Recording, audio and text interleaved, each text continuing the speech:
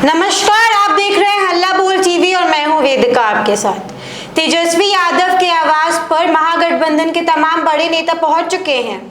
CWC से पहले महागठबंधन में सीट शेयरिंग का बंटवारा फाइनल करने की कोशिश हो रही है। इस पर चर्चा करने के लिए हमारे साथ मौजूद है हल्ला बोल टीवी के संपादक दीपक शर्मा। देखिए, ये जो कोशिश है यही है कि कांग्रेस वर्किंग कमेटी की कल मीटिंग होने जा रही है।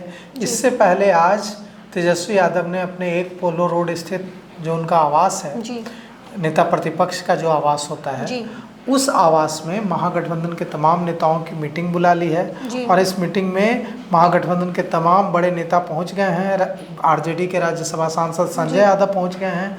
CPI ML के राज्य सचिव कुणाल पहुंच गए हैं। कांग्रेस के प्रभारी कृष्णा अल्लावरू पहुंच गए हैं। बिहार कांग्रेस कमेटी के अध्यक्ष राजेश कुमार पहुंच गए हैं। VIP से नूरुल होदा पहुंचे हैं और RJD से आलोक मेहता पहुंचे हैं। एक पोलो रोड स्थित जो नेता प्रतिपक्ष का आवास है तेजस्वी यादव का, वहां मीटिंग के लिए तमाम नेता पहुंचे हैं।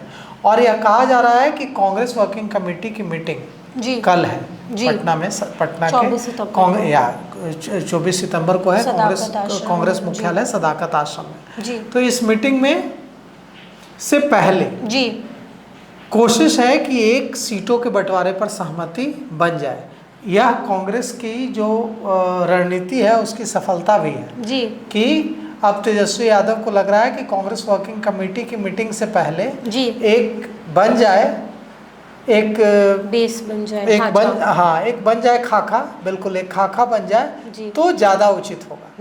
अब आप इसे कह सकते हैं कि यह कांग्रेस की रणनीति की बड़ी जीत है, बिल्कुल, क्योंकि अगर कांग्रेस वर्किंग कमेटी यहाँ बैठ रही है सदाकत आश्रम में, तो मेरी बात आज अभय दुबे से हुई जो कांग्रेस के मीडिया समन्वयक हैं पूरे भारत के, AICC के मीडिया समन्वयक हैं, मीडिया कोऑर्डिनेटर हैं। उन्होंने मुझे कहा कि बड़े फैसले कांग्रेस वर्किंग कमेटी आज लेने जा रही है, कल लेने जा रही है।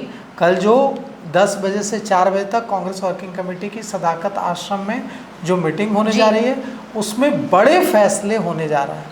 अब ये बड़े फैसले किस तरह के होंगे, और उन्होंने कहा कि हम बड़ा प्रस्ताव पारित करने जा रहे हैं कांग्रेस वर्किंग कमेटी की मीटिंग में। अब देखिए, यह मामूली बात नहीं है। कांग्रेस वर्किंग कमेटी की मीटिंग आज़ादी के बाद पहली बार बिहार में हो रही है।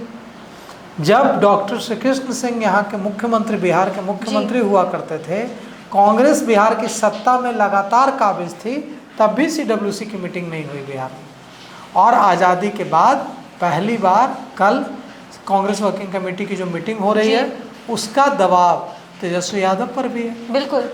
और इसीलिए CWC की मीटिंग से पहले यह मीटिंग होने जा रही है ताकि सोनिया गांधी, राहुल गांधी, मल्लिकार्जुन खड़गे को जब ब्रीफ करेंगे कांग्रेस के नेता, कांग्रेस के प्रभारी कृष्णा अल्लावरू, कांग्रेस के अध्यक्ष राजेश कुमार, तो वे बताएंगे ना कि अब तक गठबंधन में बात कहाँ तक पहुँची है, बिल्कुल, कितनी सीटों पर बात चल रही है, कितनी सीटें मिलेंगी, कौन कौन सी सीटें मिलेंगी, कितनी सीटों पर जिच है, कितनी सीटों पर विवाद की स्थिति है।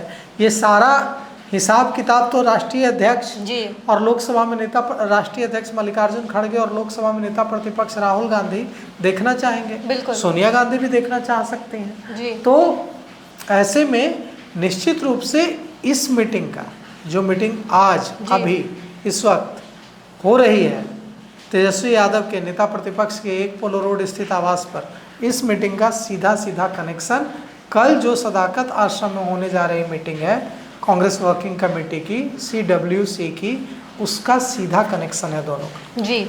सर, अभी आपने एक जिक्र किया कि आपकी बात हुई अभय दुबे से, तो उन्होंने कुछ प्रस्ताव के बारे में बात की।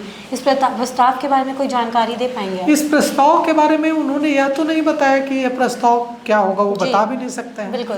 कांग्रेस वर्किंग कमेटी क्या प्रस्ताव पारित करेगी यह तो वो पत्रकारों के साथ लीक नहीं कर सकते हैं, लेकिन उन्होंने इतना जरूर संकेत दिया कि ऐसे प्रस्ताव पारित होने जा रहे हैं बिहार की धरती से, ऐसे प्रस्ताव पारित होने जा रहे हैं सदाकत आश्रम से, जिससे पूरे देश में एक बड़ा मैसेज जाएगा।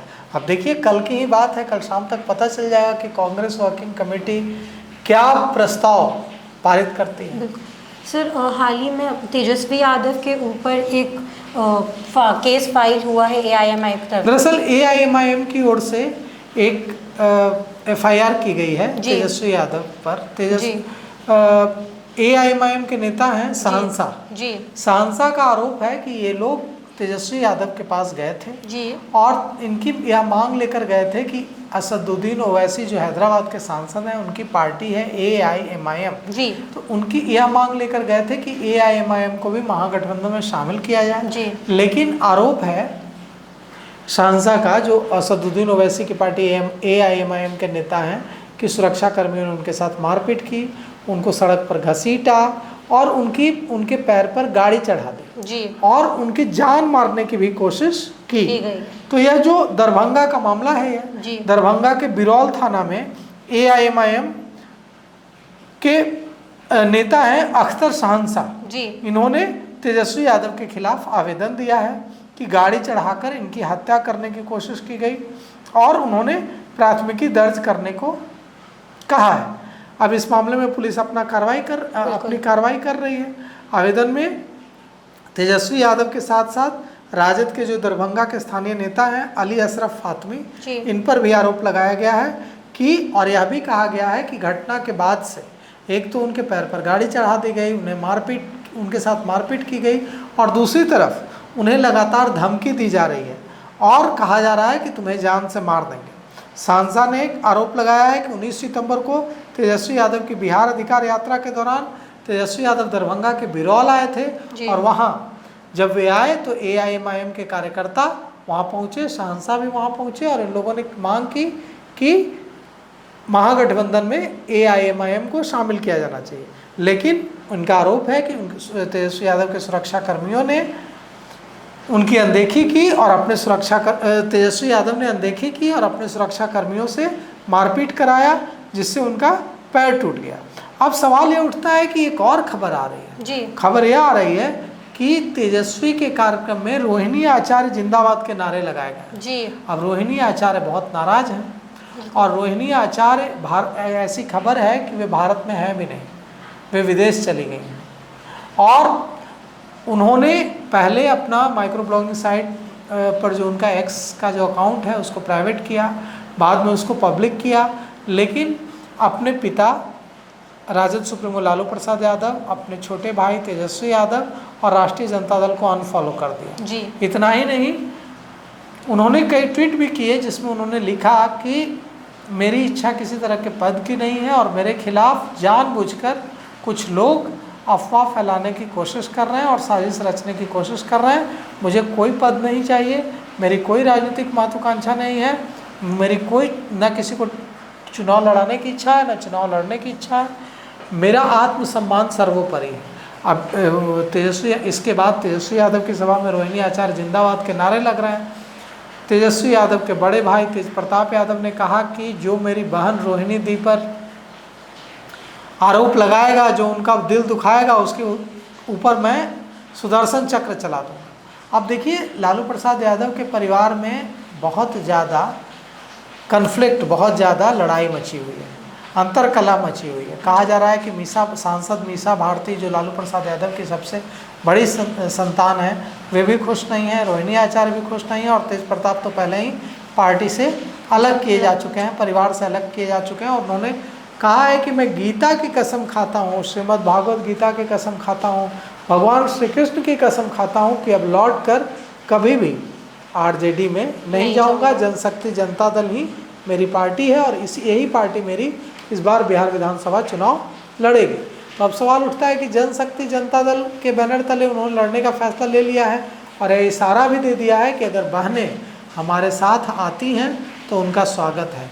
इसका मतलब साफ है कि उन्हें मीसा भारती, रोहिणी आचार्य और दूसरी बहनों से उम्मीद है कि वे उनके साथ आ जाएंगी तेजस्वी यादव का साथ छोड़कर। अब देखिए इस मामले में क्या होता है, लेकिन जो भी लालू परिवार का अंतरकलह सामने आ रहा है यह कहीं से राष्ट्रीय जनता दल के लिए अच्छा नहीं है और राष्ट्रीय जनता दल को इसका खमियाजा भुगतना पड़ सकता है। फिलहाल इस खबर के लिए इतना ही। आगे की बड़ी खबरों के लिए देखते रहे हल्ला बोल टीवी। धन्यवाद।